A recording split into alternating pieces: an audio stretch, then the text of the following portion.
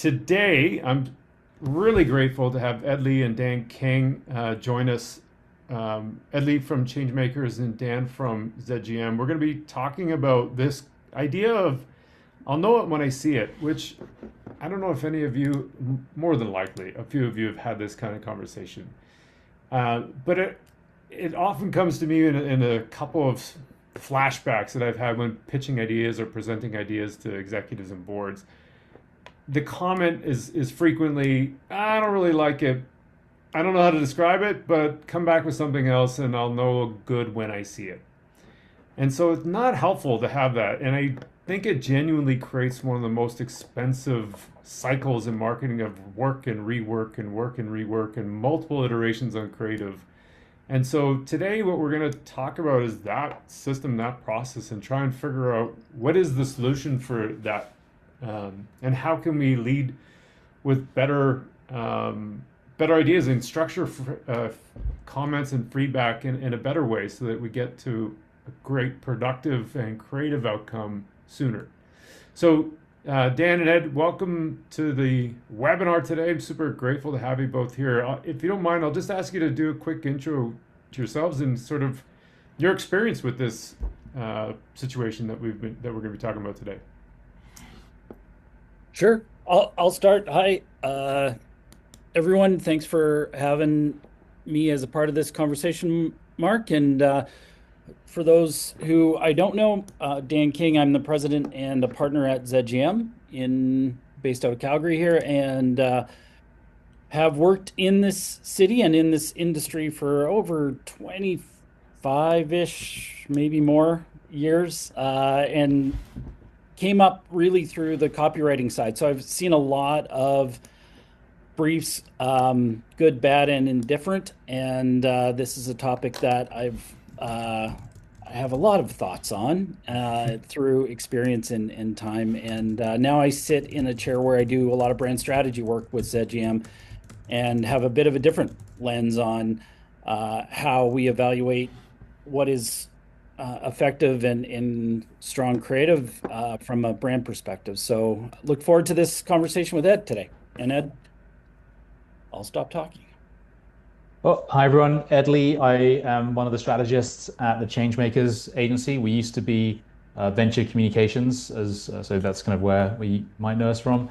I am a fairly recent Calgarian. I chose Calgary about 5 years ago, so I think one of the people that you guys can blame for driving the cost of houses up, as I moved from Ontario, where I'd been for about 16 years. And if you can hear my accent, not originally from there, from the UK, which is where the planning discipline started.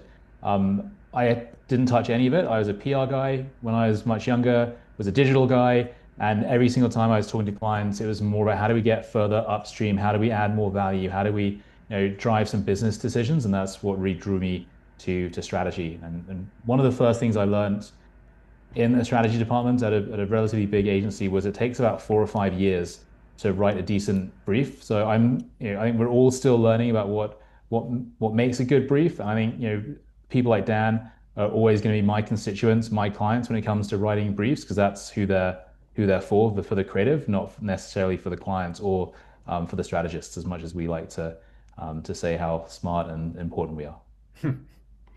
Well, let's start there, because the brief arguably is, I think, the most strategic, important document in all of marketing. Yeah, I mean, you can make a really solid case for that.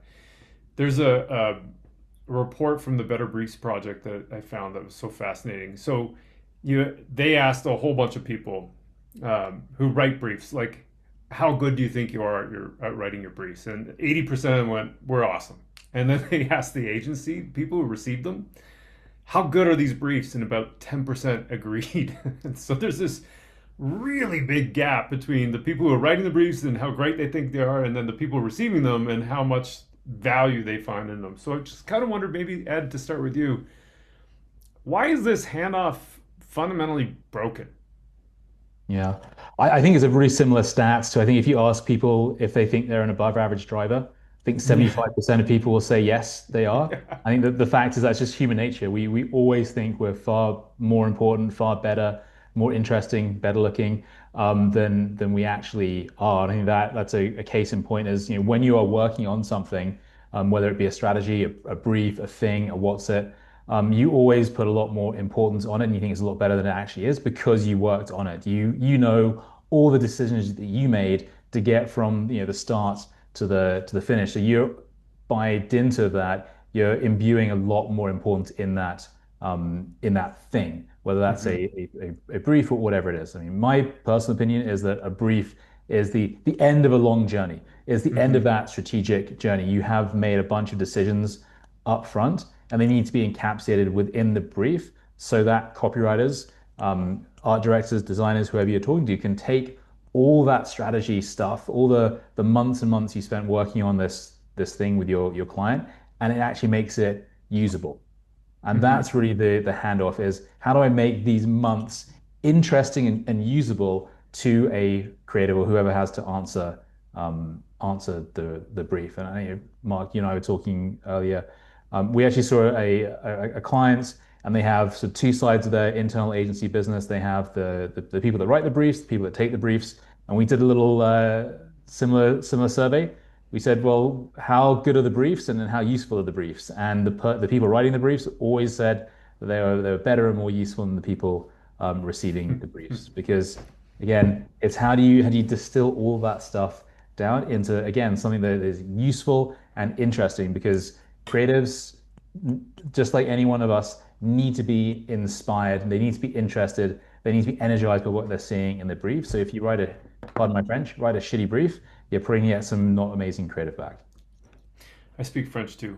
I Okay, like cool. that. Dan, I mean, clearly you've written, I'm sure, more than one brief in your time, and I wonder what's your insight into this issue, and do you have any sort of tips on how to get a brief to be more practical, useful, helpful for the person reading it? Yeah, yeah. So, I mean, I think it is such a big topic. So that's such a big question. But let's start with this. A lot of the times where I see a brief where I would say it's not strong or it's not as useful, um, you know, you can go back to, is there a common understanding of what this tool is for? Like, does the client expectation of what they're providing is that the same of what the agency is hoping to receive? And then if there is a gap there, because I mean, I've seen briefs that would be really just work orders, and Hmm.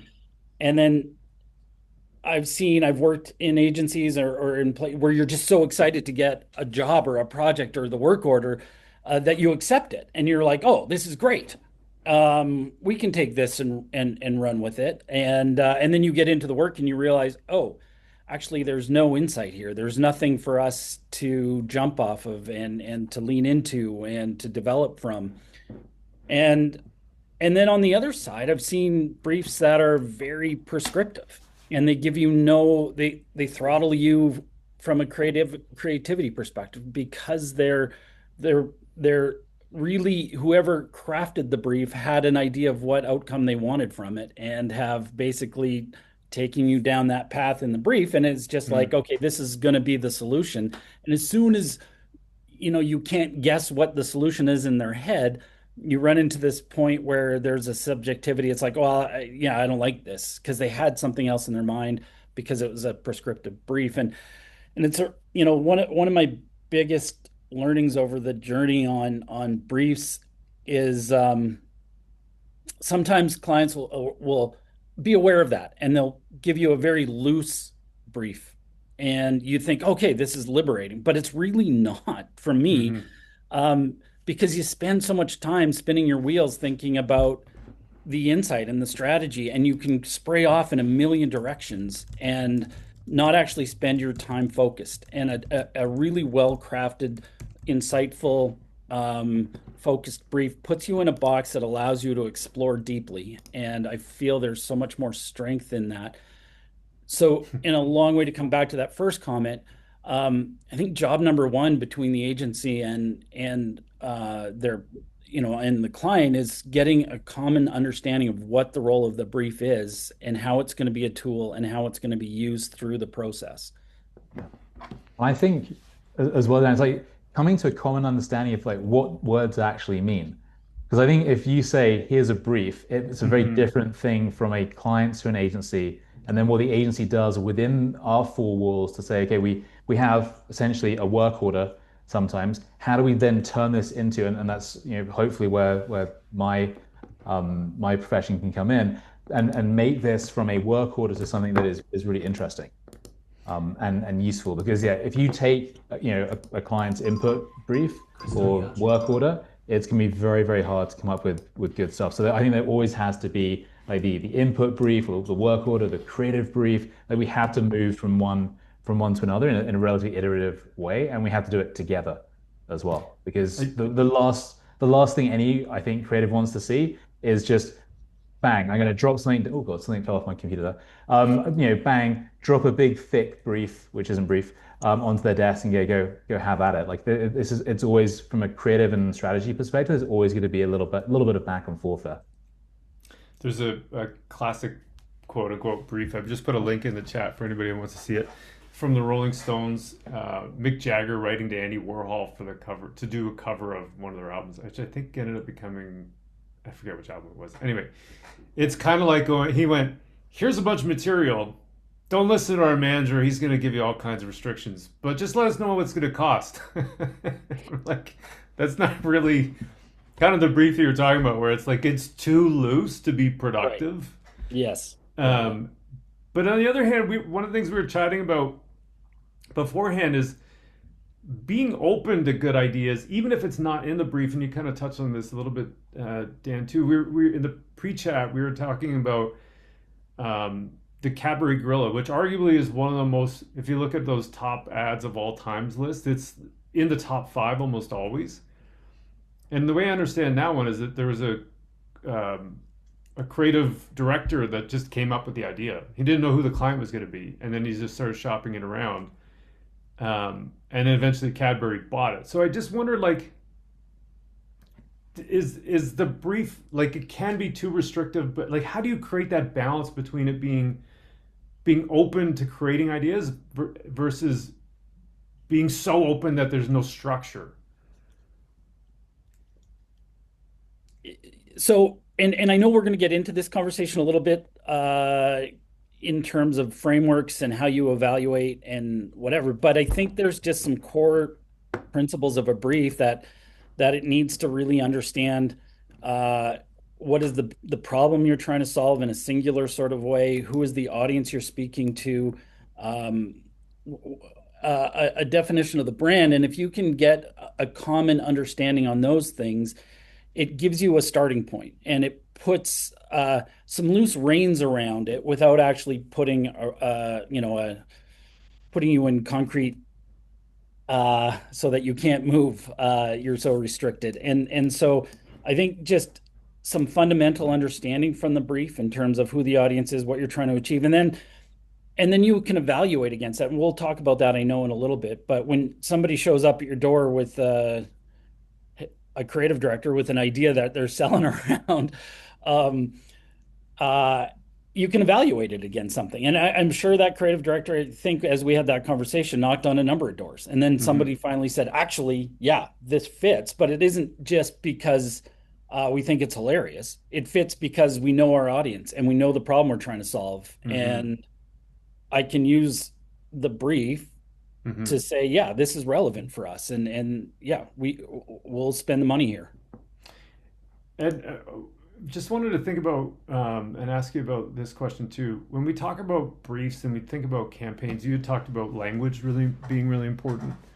Um, there's this idea of a campaign and what it meant before versus what it means now. And a campaign before meant something like it was a creative platform. And so you have like the TD Bank always comes to mind for me. They've got the green chair. I think they've had it for 20 years. The Nike swoosh has been around for 30, 40 years, something like that. Um, all the characters at A&W are coming back to life, and they've had those forever, and same thing with McDonald's and all those kinds of things. But when we think about campaigns, we're also thinking about like, well, it's got a running a campaign next week, and it's here and gone. And so there's this constant churn. And I wonder if from language perspective, if you have any thoughts and comments on like the speed in which we were thinking about campaigns, does that erode the value of a brief? Mm. Or like, should we reframe how we're thinking about campaigns in general? I think it's a great question. I remember a few years ago when I was working on Mars, they had a copy rule, which was if when it launched, the copy tested above a certain score, you could run it. Run that ad for 20 years, 30 years. I'm sure there are some pieces that are still being run, around various different parts of the world right now that we worked on, many, many years ago. And I think that's because if you have a really clear idea about what the brand or the business is and what the reaction that you're trying to get from your audience, I think that is really going to change. Like just because we talked about this earlier on, but McDonald's made me hungry, Mm-hmm. Molson made me thirsty. You know, TD, well, TD is a slightly different one. It's like financial services in Canada. It's like just colors. It's like, oh, you got the Mm-hmm. green bank, you got the blue bank, you got the red bank, the slightly different red bank. So that is all about creating, distinction and differentiation from each other. But I think having a clear idea about what that brand of business is trying to do, then you can find interesting ways to execute against that and breathe fresh life into it. So if you believe that for Nike, for example, their brand strategy is everyone is an athlete, their creative platform is just do it. Like Mm-hmm. that ultimately is a very, very simple brief that you can give to anybody. And then we as marketers, as strategists, as business people, we like to complicate it. Oh, it's the World Cup happening right now. How Mm-hmm. can we sell this particular the F-150 the F-50 boots versus the Portuguese shirt versus this and this and this, and we keep layering on all these things. So it does come down to like a very clear idea about what you're trying to do for the business. And if you want to Mm-hmm. get into a lot of sort of marketing theory, it's about distinctive brand assets and bringing that back and keep it going. But I think this we try to complicate this a lot when we use. I'm guilty of this. We use long words and say things which I don't even truly understand sometimes. But ultimately, it's like very, very simple. Make me hungry, make me thirsty, make me feel like I can Mm-hmm. go run a marathon tomorrow. Make me feel like this is going to give me some sort of benefit in my life. There's a couple questions that are popping up, and because you mentioned the Mars one, I'll ask this one first, and then there's one about AI, and then I do want to jump into you talked about the head, heart, stomach thing, and some of the frameworks. So let me just talk about this one from Mars first. So from kind of the is this Mars example that you're using to attain the score? Is that to attain a score, or is that a metric? It was an internal Mars metric they Hmm. had. It was based on so they were working with Byron Sharp of How Aaron Brands Bass. Grow at the time. So it is all about distinctness and recall. Yeah. By the way, anyone interested, shameless plug, you can listen to the podcast that we had on with them. Um, Question from the QA tab. If there's room to discuss, oh, sorry, sorry. One thing we face as a company is strategists leaning on AI for ideas, and they're sometimes great, but they're unrealistic in terms of scope or time or concept. I guess maybe the question is just around AI and is it helping or hurting briefs? Are you writing more briefs that become more like slop? I mean, some people might say that my briefs were already slop. Um, like I said, it takes a long time to learn how to write a good one. But I think with AI, because of what it is, which is it draws on this giant corpus of knowledge from before. By definition, it has to have happened before for Hmm. AI to learn it, and AI hasn't quite yet made that like creative leap. So Hmm. AI, if you're writing a brief, can help you get unstuck. It can help you, figure out a sentence here or a sentence there. But if you have a bad idea for a brief going in, you're still going to get a bad idea for a brief coming out. So you have to Hmm. have a lot of sort of human judgment, a lot of experience, and a lot of honestly sort of context of what the brief is that you're trying to write. Hmm. Dan, any thoughts on that? Yeah, no, echo all of that, Ed. I think um, it's that we'll talk about that framework, the head, heart, stomach, or anything where you're looking for something that checks the unexpected box or makes you feel uncomfortable. And I'm not sure I've seen a brief come out of AI where I'm like, oh, this is not making me comfortable because Hmm. by its very nature, as you said, it's leaning into history and what's already been done, and carving new ground isn't really its strength yet. And so using it as a tool, for sure, speed things up, looking for audience insights or things that may help inform, but it's just additive to the process. I haven't seen its ability to really drive anything unique or innovative. I'd also just say that like Chat GPT especially, and maybe it's just my instance, it's been getting very, very wordy Yeah. recently. So, you ask it a yes or no question, you get like a 5,000 word treatise on something that you didn't even know Yeah. you had asked about. So I think that also might be might be an issue that the question is coming up against. I said Yeah. brief. Yeah. Yeah. It's funny. We had last year during Creativity Week, we had a company on called Springboard.ai, and their take on it was um, on the AI part was that they had purposely designed their own product to be more random, more at the Hmm. fringe. And so they were the first people that told me to try this. But for anybody listening, if you haven't heard me say this one already, this is fascinating. Open up an LLM of your choice right now, whatever it is, um, and then pick a random number between 1 and 10, and then it'll more than likely pick 7, and then say try again. More than likely, it's going to pick 3. So then say try again. It'll say more than likely your answer will be 9, and then the next answer will be 1.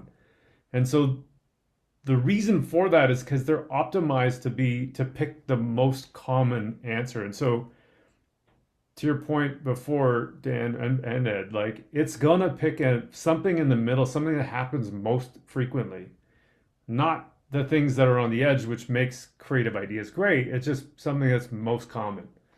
And so you're just replicating all kinds of stuff in that case when you're using AI. But if you know that it's going to do that, then you can work against it and have it work for you, I think. But I don't know if that helps, Kenneth.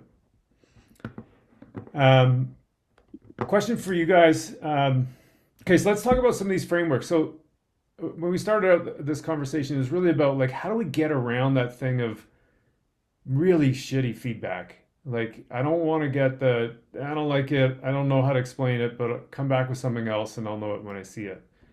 Like, there's the head, heart, stomach that you talked about, Ed. I know Molson Muscle is one of the other ones I've heard. Rethink has crafts. There's probably a half a dozen other ones that are out there. Just, is there something that Dan, maybe we'll start with you. Is there something about these frameworks that can be useful, or are they not helpful in the feedback process once you have a brief? I really think they're not just useful. I think they're pretty essential, but they can look different. They don't have to be a formal acronym or they can just be questions within a brief. But I think the first most useful thing that frameworks like that do for you is they establish a shared language. And Mm-hmm. that's really important in the evaluation because it just puts everybody in alignment. And how are we going to be looking at the work that's presented and sharing feedback on it in a consistent way that isn't random or depending on somebody's mood that day or a family member with a strong opinion.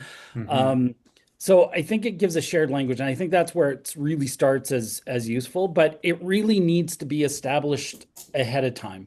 And not just established, it needs to be agreed upon ahead of time so that before you even start the process to understand this is how we're going to evaluate the work.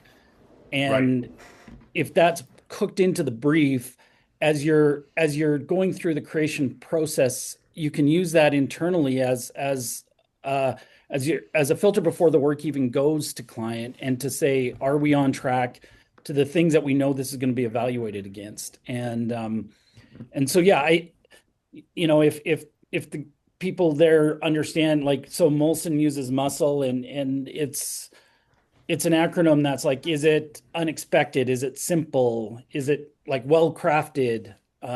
Does it capture the essence of the brand? And there's, I forget the acronym exactly, but I know those are the, like, the U and the S, Yeah. and the C. The L, I think, is, does it have sort of Legs, I think. campaignability, as we were talking Yeah. about earlier?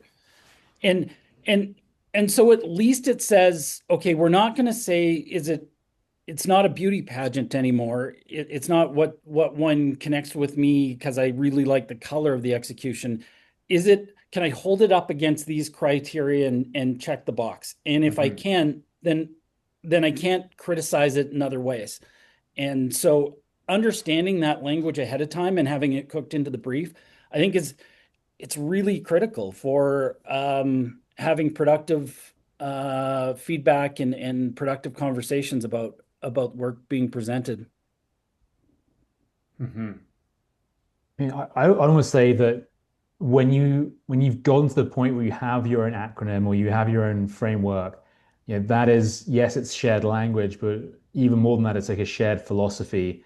And you've almost Hmm. written the brief in that acronym because now you're looking for something that is memorable, unexpected, whatever the SCLE is as well. Yeah. Like that's kind of what you're asking for. So the again, when you come back to like the simplicity of what a good brief can be, that's what it is. Like that's the sort of stuff you want to come back with, and you've hopefully, understanding the same words mean the same things to different people, which is, again, one of the hardest things in life in general. Yeah. Do you think these things, like yesterday's conversation was about B2B and the importance of creative in B2B. One of the things that's really interesting, I thought that they talked about in that conversation was that in B2B specifically, the decision making is often so much more emotional. Like nobody's gonna dump you as a friend because you brought Pepsi instead of Coke to the kids' pizza party. But if you pick the wrong product in B2B, you could lose your job. And if you're the person that's making that decision. So like the emotional side of it is so much more intense in a lot of ways. Do you think things like the head, heart, stomach, and whatever muscle or whatever the thing is that, like, do you think they apply in B2B and B2C, or is it just more of a, it has to be a B2C thing because people are more comfortable with that type of soft, touchy feely kind of evaluation? Well, if you take like the opposite of the muscle acronym, like, are you ever going to be asking for something that isn't memorable? Are you ever Mm. going to be asking for something that isn't emotional or campaignable? Like, I think all these things are the same, just applied slightly to a different context. Because we don't leave our humanity at the door when we walk into an office or start thinking about Mm. buying something. Like, we're still people. We still have reactions to things, and I'd almost argue it's more important in the B2B space because of just how like boring a lot of the communication is. We don't need any more bad ads. There are enough of those out there. And I think about what Spotify did. I think it won a bunch of Cannes Lions a few years ago. But they wrote personalized songs to the top 10 CMOs that they wanted to sell to. Hmm. That is an incredibly sort of emotionally resonant thing. Now, each of those songs is hopefully going to have an ROI of, if you sell Hmm. Spotify as a media channel to a big CMO, that's, tens, fifties, hundreds of millions of dollars in the long term. So the stakes are a bit higher, but you still want to have something that is like emotionally resonant, that is memorable, that is all of those things. So I'm not sure if throwing them out just because it's a slightly different context makes a ton Hmm. of sense. Mark, I'll share a story. There's a creative director. Do you ever meet Trevor McConnell? Doesn't ring a bell. Okay, so when I started, like I said, a few years ago, call it 30, uh, really junior copywriter. Trevor McConnell's a creative director at a large agency in town. He's a legend. And uh, and I had my big portfolio bag, and I was trying to see if I could get a gig at his agency, and I met him for coffee. And it was the first time I'd ever really put myself out there. And I was sharing Mm-hmm. my portfolio, and he was going through it and sipping his coffee, he hit an ad for CPR that I had done, Canadian Pacific Rail, and it was a B2B ad. And he shared this thing with me that stuck with me for the till today. And he just kind of said, "Listen, this is so boring." and so generic. And he's like, look around this coffee shop. And he goes, I bet you that guy's here in a business. I bet you this guy's working and he's just taking a break, and he's reading a magazine. You're never going to see a company sitting down reading a magazine. It's still a person that you're engaging with. And don't Mm-hmm. forget that you need to make an emotional connection with this person. So, yeah, it's B2B, but I'm still talking to an individual, and they still Mm-hmm. have their insecurities and their needs and their wants, and want to be made to look good or make the right decision. And there's so many levers that you can lean into from an emotional storytelling perspective. Anyway, it was a piece of advice that I was like, yeah, okay, it's not boring to boring. It is just I'm talking to a person who has a different lens when they're looking at whatever they're consuming that I'm trying to share with them. So it's a good piece of advice from Trevor that stuck with me forever on that kind of B2B question. Yeah, yeah, that's great. I don't know, throw you on the spot, but if you come up with anything that's like one of those pieces of advice that somebody gave you along the way, I feel free to drop that in anywhere. But question for you too, Ed. Like, there's a conversation about. So we've talked about the brief, the importance of the brief. We talked about the importance of like feedback and getting how to get good feedback. Not all ideas are going to be great though, and so at some point you're going to have people that are going to say maybe something really productive, or you still get that comment like come back with something else, and you have to go back to the team, rally them. Like at that point, how do you give people a no and get but rally them to come up with something else, whether it was through good feedback or bad feedback? I mean, you're asking the wrong person here. I have such a low EQ that it's just hard for me to do that. But look, I think, like I said, like the brief is the end of a conversation and is the end of a lot of back and forth. So should the creative. And I feel like if you are presenting work either internally or externally, like if it's the first time someone's seen it, you're always going to be a little bit like on your back foot. So I think there's so one internally, like I think a lot of the creative recommendations or creative feedback, it does presume that the work is amazing and all you have to do is protect the work from everything else. But sometimes the work is it's not a no, it's a keep going Mm, in those cases because you know there's generally something you can probably pull out of it. With the client side of things, the very best account managers that I've ever worked with, or client people, or suits, or whatever term you want to use with them, they've always found a way to get in front of the client or have a little like side conversation with their client and say, "Hey, saw the creative, we're heading in some really interesting directions. It's, A, B, and C. And at least start that conversation so that it's not oh, shock. C, yeah, C is pretty, they're not going to buy that. That's not something they're thinking about. And that is invaluable intelligence to bring back to the agency and say, hey, let's not go down this way. But it's also an invaluable relationship tool to have with your client to say, hey, to pre-sell them, to sort of warm the ground, if you will, Mm-hmm. on what that idea is. So you're always trying to mitigate against having someone go, yeah, I had a bad Mm-hmm. day. Someone cut me off. Someone beeped at me. Wife yelled at me. Husband did something that really pissed me off this morning. Like whatever the thing is, I'm just in a bad mood. So Mm-hmm. I'm going to give you a no. It's really about thinking a bit more um, strategically around like how Mm-hmm. to get ideas in front of people when they're most receptive. And you know what? If ideas are bad, sometimes you just gotta try to work around it. Like Mm-hmm. focus on the really good ideas. Focus on making the 7 or 8 out of 10 a 10 out of 10. Don't focus on taking the 3 out of 10 idea and making that a 6 or a 7. because you've got, if there's better stuff in there, like gravitate to that and make your winners run. There's a Dan. I'm going to come back to you on this one too, just to build on what Ed was commenting on and something that Ken had talked about earlier. Using AI and sort of the averages of AI that you're gonna get. So you can go through all these iterations on a creative brief or a creative concept, and then there's the risk of always like rounding the edges on the idea. And what popped in my mind as you were describing that, Ed, is there's a report from Adam Morgan on the cost of dull where they looked at something like 20,000 TV ads or something like that, and they did using System One did emotional testing on all of these ads.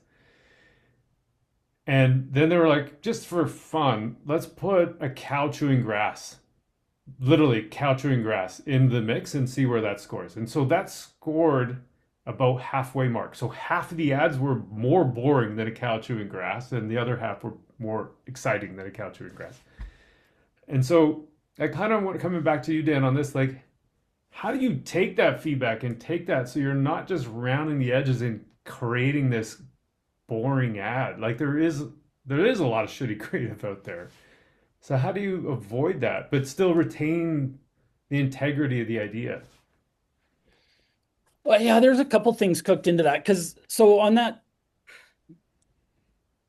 corporate approval process is like on a lot of large multi-layered clients that I've worked on in my career, that approval process is essentially it's a risk elimination layer. It's like a system to eliminate risk in through the approval. And so it's not necessarily looking at what's the right creative, but where could we trip, where could we get in trouble and round the edges, as you kind of said.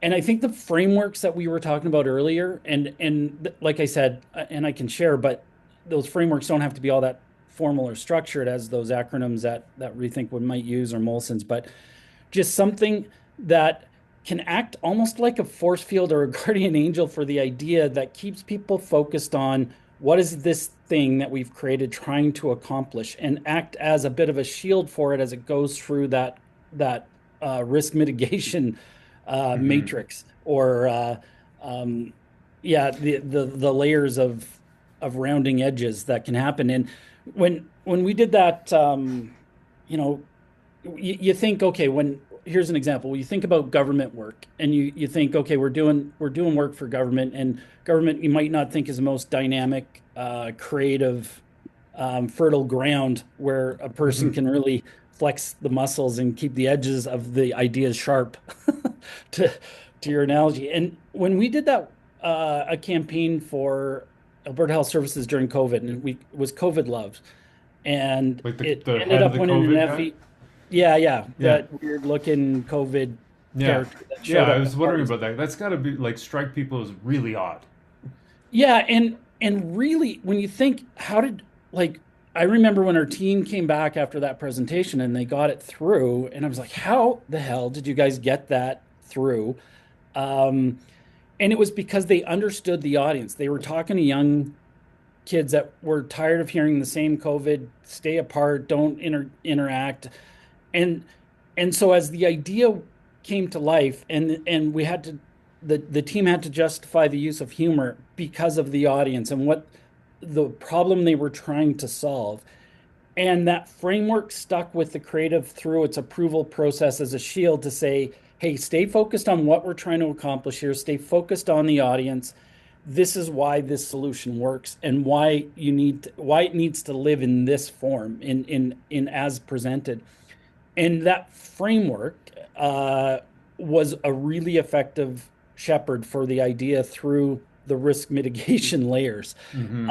And the work was hugely effective on the other side of that, because that framework gave it its best chance when you're not in the room, when you're not there to defend it and not able to present it. But people are able to stay focused. And so, yeah, I think understanding that people aren't necessarily looking to kill creativity; they're just looking to avoid risk, and the brief can really be a great tool to help defend it when you're not there to do that. It's a great example. Just thinking about, like, I used to think that creative was this thing that, somebody was struck by a bolt of creative lightning, or they were touched by the creative gods of some kind, like divine inspiration. But think about it in terms of a business context and a risk mitigation layer. Like there's a sense of logic, like to your point, that with a framework or whatever the thing is that allows you to shepherd that idea through that process, that provides like a really rational set of explanations as to why we're trying to make this funny and why the thing is wearing a COVID, whatever that C950 molecule thing is on his head. Like there's a whole bunch of that kind of stuff that you would look, if you didn't have the explanation or the framework in place beforehand, you just look at it and go, this is weird. Yep. And like that's not what we do. But then with the logic, you go, okay, well, here's why this and here's why that. And so like that's such a great example. Yep. Yeah.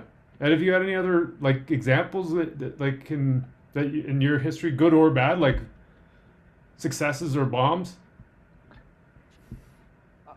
Oof, gosh, now you're asking me to go back through the Rolodex. But I think one of the reasons why that piece of work did so well is because when you think about the stereotypical piece of health advertising or health communications, you have a very sort of clear picture in your mind of, okay, it's going to be quite boring, frankly, and it's going to look a certain way, it's going to be certain hues.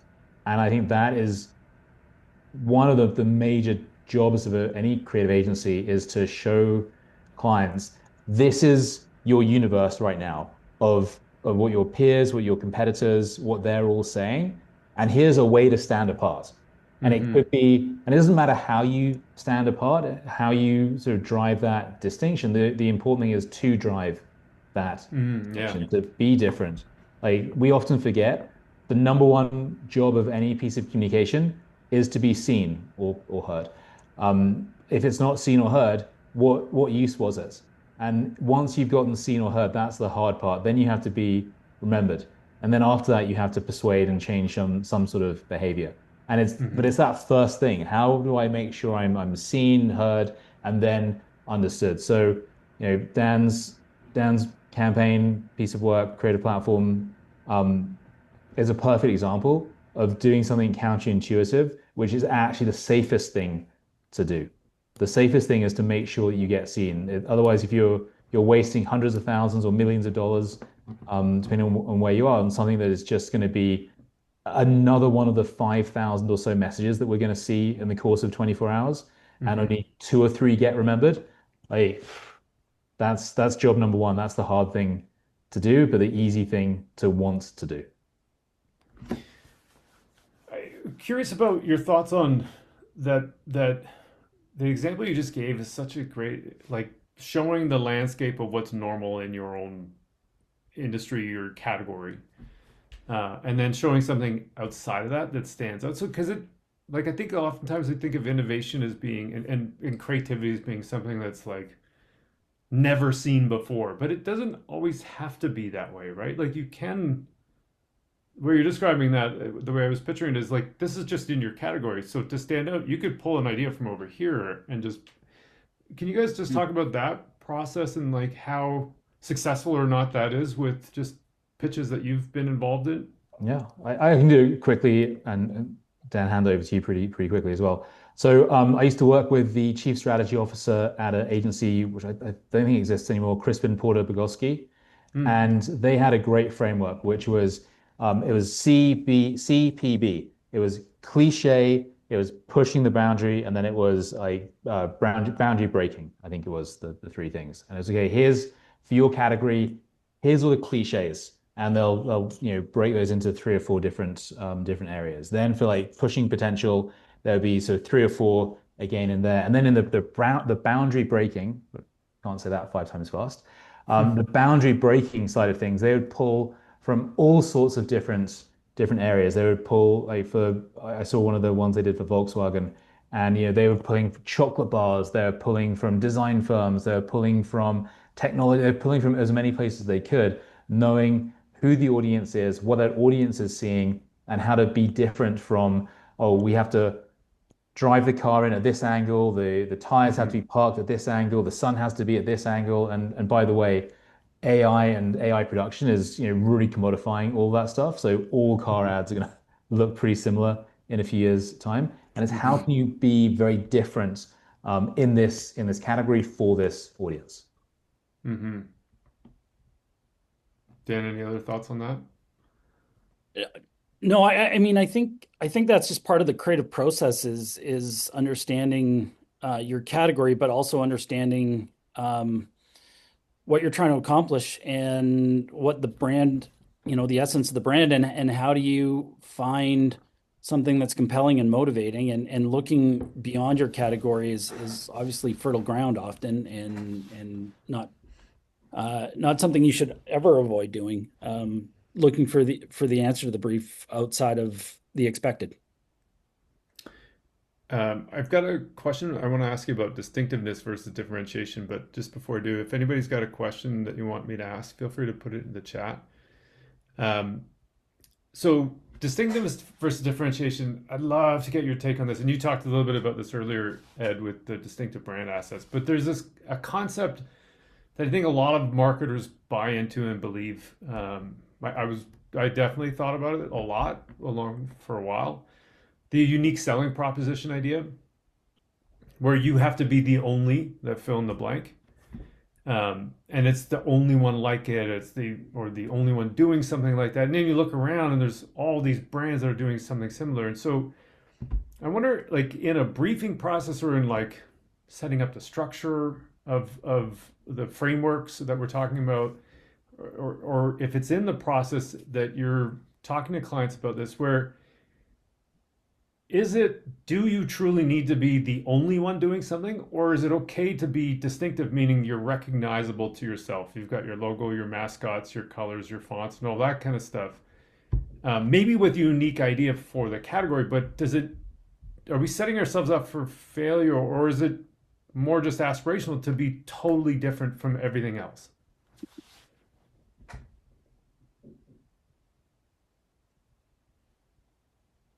Well, I'll jump in. I think, I think it's our job to make sure that the brands that we're working with stand apart from the other options that somebody could buy or purchase or engage with or give their money to, or whatever it is that we're trying to accomplish for those brands. And so I think, when you look at a world where purpose is driving a lot of brands these days, purposes aren't necessarily differentiating. You're trying to improve society. You're trying to help uh, give people a reason to engage with your brand based on values and shared alignment there. And those don't necessarily differentiate on their own. We need to find a layer in our expression of the brands we're working with that separates them as unique and distinct. And you talked earlier about some brand artifacts that, the A&W characters or specific colors like the green chair or devices that follow a brand along.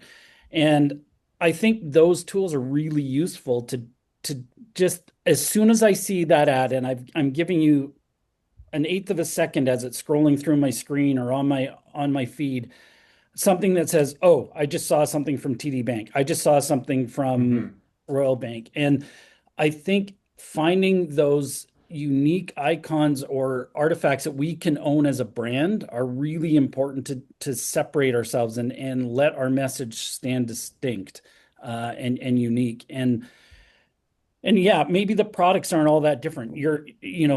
Have you ever spent time marketing a commodity? And really, when everyone's the same, Mm-hmm. how do you differentiate? And you're doing it through the tone, the voice, how the brand shows up, and leaning into the expression of the brand to differentiate the product in a category where the product itself isn't different. And so I think it comes back to the strength of the brief. And as I kind of said, that those frameworks that a brief wants to answer and then you can use to evaluate work don't have to be complicated. But if I was going to say it has to say what is the business problem we're trying to solve, who, who is the audience that we're speaking to, and Mm-hmm. what is the agreement on that, and then what is the tone and the voice and the guardrails of the brand that we are going to make sure that we are within, so that we show up as unique. And I think that's one of those framework decisions that should be up front, so that as we present work, does this sound like this brand? Does it show up like this brand? And if that's predetermined, that allows us to make sure that the work is going to differentiate us from our competition. And so I think, really understanding a brand frame, your brand and its framework, as part of that creative brief and that evaluation process is pretty essential to make sure you stand unique. Hmm. Ed? I'm not sure how much I believe in differentiation at this point, if I'm being totally I'm honest. with you. I don't know that it's possible. I kind of come back to go, what's our job? Be seen, be heard, right? So you have to have impact. You have to be noticed some way, shape, or form. Once you've been noticed, then you can, I think, start to think about what you're trying to communicate and how you're trying to persuade people to change change their behavior. Whether it's for a commodity like oil and gas, like do I turn left to go to Petrocan? Do I turn right to go to Hmm. Esso? That's maybe a little bit more of a nuanced story. But I think job one, get noticed. Like, don't be one of those 5,000 messages that's just going to get ignored throughout the day. Like, make sure that your audience, you're in a place your audience can see or hear you, and you are, um, I hate the word disruptive as well, but like Hmm. you're at least having some impact. Like, someone's going to see you, someone's going to, it's not going to be a wasted, you're Hmm. making an impression, not just buying an impression to use an old adage. I think that to me is the number one thing we have to do. Like, number one, impact; two, communication; three, persuasion. It's like at my house, I have a 16-year-old, I have a almost 9-year-old, and I have a dog. And the dog barks, just has to have some impact, right? Barks. Oh, what do you want? Do you want to go out? You want to go in? You want to go for a walk? Or you want some food? They don't need to even say, or it doesn't need to say what it wants. It just gets it. The 9-year-old has to get our attention, then has to actually sort of communicate to us what it is they want to do. And the 16-year-old, God help us, he has to get our attention, and then tell us what he wants to do, and then persuade us to see the world in his way. Which it's easier for a 16-year-old, it's easier for a 9-year-old, it's easy for a dog to do it than it is for a brand or a business to do it. So for me, it's all about getting someone's attention and then making the most of that attention. Hmm. Just to come back to that too, I mean, to get that attention, I think I wanted to talk one last question, if you don't mind, just around time and thinking about campaigns. Because when we're talking about making an impact and persuasion, there's this idea of like the number of people who are in market today is going to be far inferior to the number of people who are in market tomorrow and like next, I'm saying tomorrow, but over time. And so when we think about campaigns as like a really short-term thing, and we're creating this idea of creating this brief to like stick out today, there's only a tiny percentage of people who are in market today. So then you think about like a brief like or a brand like KitKat, who is I think had the same brief for about 100 years. And from what I've heard, it's not like the idea of take a break has been around for almost that long. Like that's a different time scale that I think you have an opportunity to compound idea and differentiation maybe over time because they're thinking long term instead of it just being here today, gone tomorrow kind of thing. And so they can iterate off of ideas of the same idea over and over and over again, which is part of how you create that distinctiveness and stand out. But I just wondered if you come back to the idea around the idea of a campaign and how long it really takes because of the market dynamics and like should we be thinking longer term? Yeah. I mean, I'm going to take a very big example, which is, and I guess answer your question, which is, why does Tony Stark drive an Audi? And it's not because all the kids that go to watch every MCU movie are going to then go out and buy an Audi. It's because in Hmm. 20 or 30 years, when they're of age, when they're able to, when they're thinking about what car do I aspire to own, maybe then they'll get an Audi. And so it's about building that distinctiveness, having that impact right now, and it may not even pay off for 25, Mm. 30 years time until they can actually afford it. So I feel like that's when it comes to what Byron Sharp would call those sort of long-term memory structures. When I think about this, I think Hmm. about this brand. In the case of Audi, when I think of a car that is, performance, that is technology, that is just damn cool and gosh, if I'm a boy, I can help pick up chicks. Immediately, Audi comes to mind. So there is like literally the long and the short of it, because you're Yeah. also going to get an ad that says buy an Audi for 0% down or Financing. Yeah. 0% lease rate or whatever it is. So it's like the push and pull of marketing. Like how much can I do right now, and how Hmm. much can I build for an undetermined future that we may not see. There's a phrase like planting the seeds of trees that will never enjoy the shade of.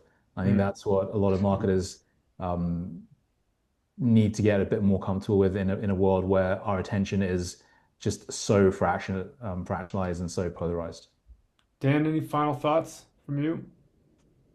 Yeah, no, I listen, I think I do agree that there's this long-term consistency that's required more than ever in a world where, as you kind of introduced the idea earlier, Mark, about campaigns not meaning the same thing today as they used to. And so having something like we do work with Little Potato Company, and the idea that we created for that brand is little moments of happiness for busy families. And everything that we create for them, everything they create internally, everything that it gets held up against that. Does this demonstrate a little moment of happiness for busy families? Whether that's a little smile on the package or an ad or a something, so that consistently over time, whether it's an animation or a banner ad or whatever, that message gets reinforced, reinforced, reinforced. So the campaign isn't here's your campaign for the year, but Hmm. here's your positioning that's going to show up Yeah. every time we do a piece. And that's that long term planting the seeds of a tree that won't give a Hmm. shade idea. Um, and I think it's really important. And again, that shows up in every single brief. That's Yeah. part of the evaluation framework, and it's held up uh, every single time we get together with the client to say, yeah, is this work doing this for us? And it's a yes or no, and it's not emotional. And Yeah, that's great. Yeah, I think Dan, you guys are doing great work on that client. I have a few clients that are very jealous of that one. it's a pretty fun one for sure. Thank you. Yeah. Um, yeah, and thanks for sharing, both you guys. Thanks for sharing all the thoughts and ideas around this topic, and thanks for everyone for tuning in today. That's the end of Creativity Week for us. Thanks, yeah, for everybody for tuning in, and especially for